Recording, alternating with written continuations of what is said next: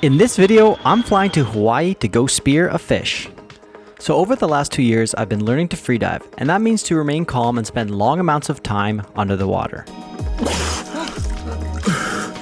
So after all this training, I wanted to practically apply the skills I had learned to a real-world scenario. The goal is simple: catch food and feed myself. So I set off to make this dream become a reality.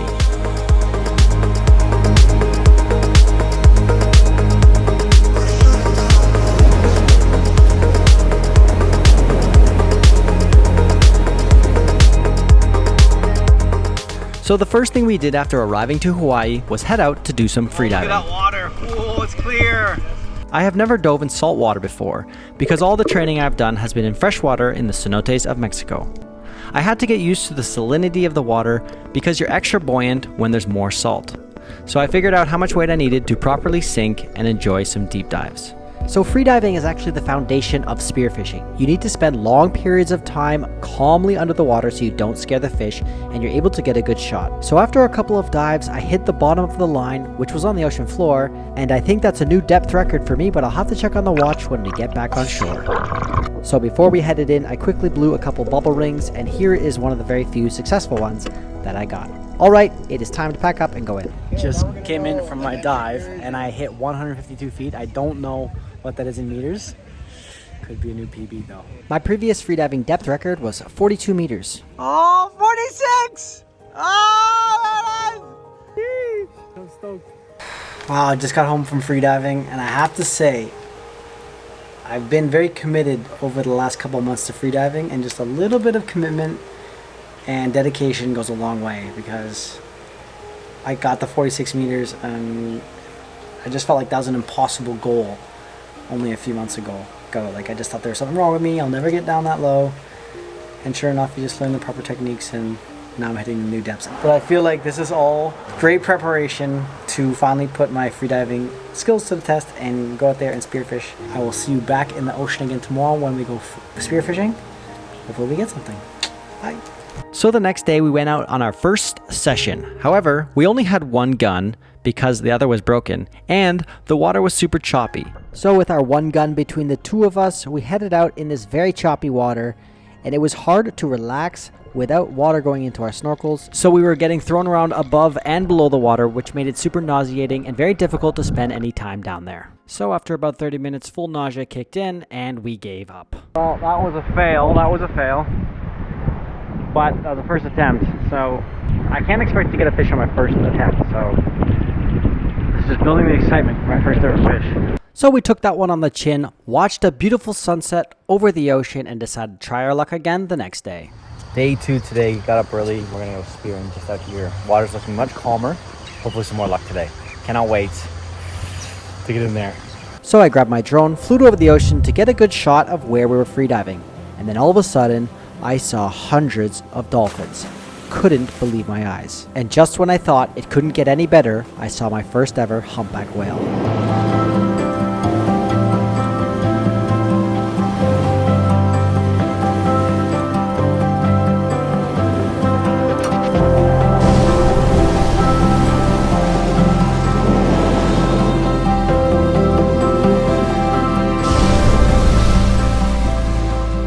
The local Hawaiians say that whenever a humpback whale is surrounded by spinner dolphins, that means she's ready to give birth to a calf.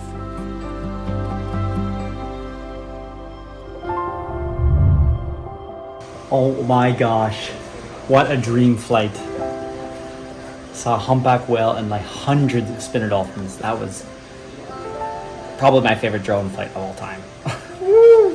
Thank you, Hawaii. After that amazing whale/dolphin sighting, I was feeling lucky. So we headed down to try out a new spot behind the house right where we were staying. It was quite an adventure just to get down to the shore. I mean, look at these ladders vertically propped up against this wall. I thought I was going to die before I even made it to the water. But it was pretty exhilarating. Paradise freediving spot.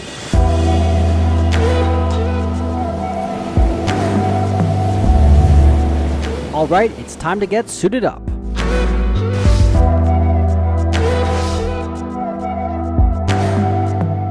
So after getting ready, we jumped in and the water was way more clear and much more calm.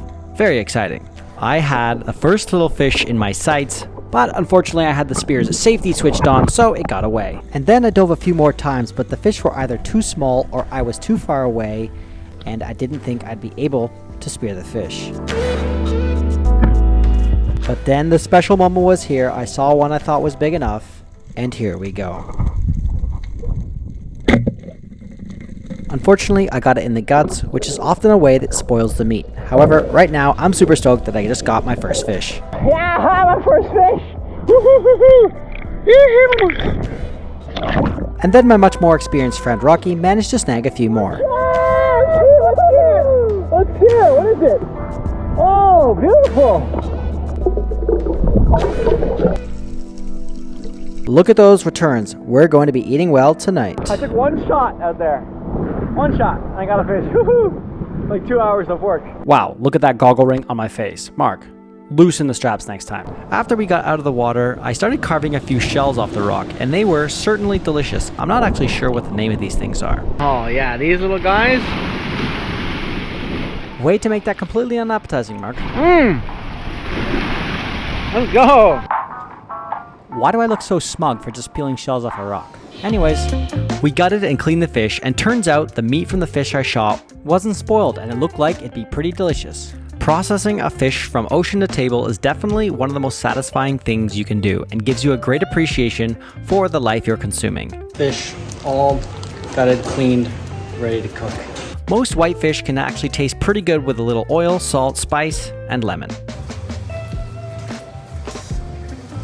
An extremely satisfying day and a bucket list item officially checked off. The next day we got up and headed to check out one of the coolest things on Hawaii Big Island. It's the flume hike. Technically it's closed because the government is worried about safety. However, a local lets you in no problem for $10 and says, use it at your own risk. And whenever I hear something might be a little bit risky, well, I'm usually pretty interested. Look at the landscape that we're hiking through. It is truly outstanding, and then you walk through these aqueducts, sometimes in caves, sometimes in the open light, and then it leads to this. It is a water slide, but not by design. It's actually meant to transport water down to the filtration center. Check with this my handy dandy level the steepness of this. So I'm using the Level app on my phone to check just how steep this thing actually is. 47, 48. That's pretty steep, so there's only one thing left to do. Wow, this is so insane. It's so steep, I'm actually nervous. Oh my goodness.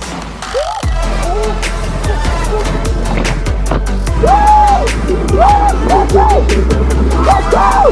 In the ditches!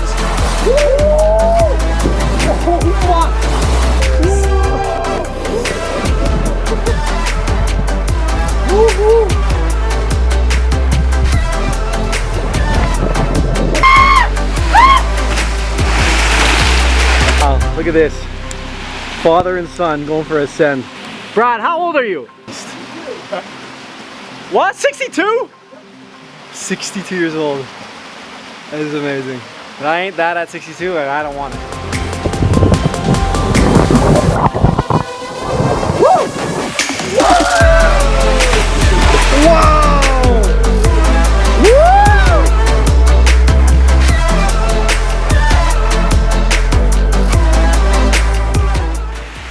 That is worth it. I'm gonna get Rod McNair to try that. I don't know who Rod McNeary is, but Brad, that was epic. My back is beat. My lower back took a little bit of a beating on the way down, but it was totally worth it. I have seen this flume hike online before, and I've seen people sliding down it. However, I didn't realize it was this intense and that much fun.